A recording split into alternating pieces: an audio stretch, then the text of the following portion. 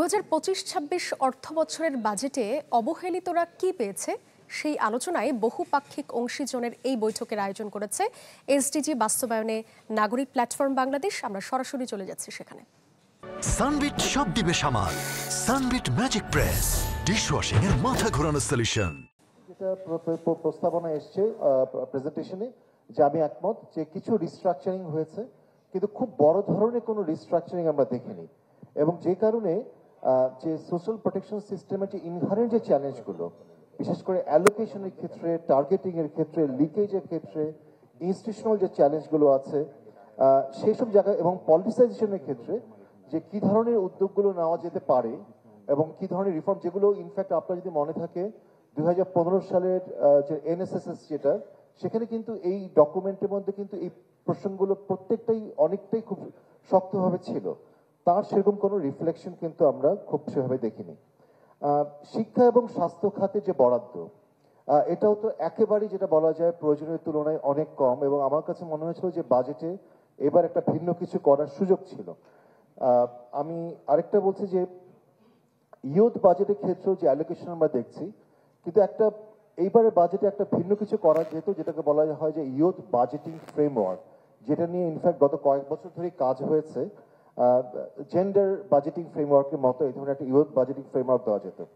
আরেকটা জিনিস আমি একটু বলি যে বাজেটে একটা জায়গায় দেখবেন আপনার লেখা আছে পোভার্টি রিডিউসিং এক্সপেন্ডিচার 60%-এর মতো। It doesn't make any sense. এটা কিভাবে কোন মেথোডোলজি দিয়ে পুরো বাজেটে প্রায় 60% দারিদ্র বিমোচনের জন্য ব্যবহার করা হচ্ছে সেটা কিন্তু একদমই পরিষ্কার না।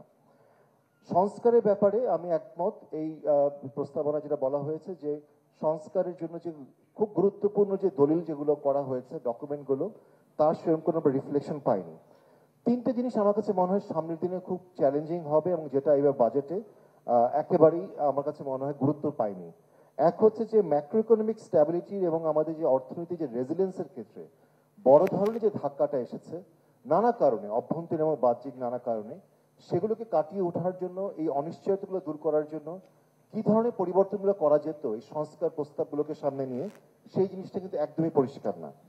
দ্বিতীয় হচ্ছে যে মানুষ, বিশেষ করে সাধারণ মানুষ, বঞ্চিত মানুষরা, তারা যে নানা ধরনের স্ট্রেসের মধ্যে আছে বিভিন্নভাবে, সেটাকেও যে কিভাবে অ্যাড্রেস করা যায় এই বাজেট কিন্তু সেই গতানুগতিক পথে হেঁটেছে।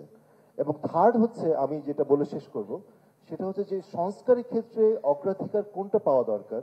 বিশেষ করে আমরা দেখছি দু ধরনের, যদি বড় আমরা বলি, একটা হচ্ছে অর্থনৈতিক সংস্কার এবং একটা রাজনৈতিক সংস্কার। এবং আমার কাছে মনে হচ্ছে শিফটিং প্রায়োরিটিস আমরা দেখতে পেয়েছি, এবং সামনের দিনগুলো এক ধরনের একটা বাস্তবতাই হচ্ছে যে হয়তো এই সরকারের হাতে অর্থনৈতিক সংস্কারের চেয়ে রাজনৈতিক ইস্যুসগুলো বেশি আসবে, যে কারণে অর্থনৈতিক যে সমস্যাগুলো সেগুলো হয়তো সেরকম গুরুত্ব পাবে না।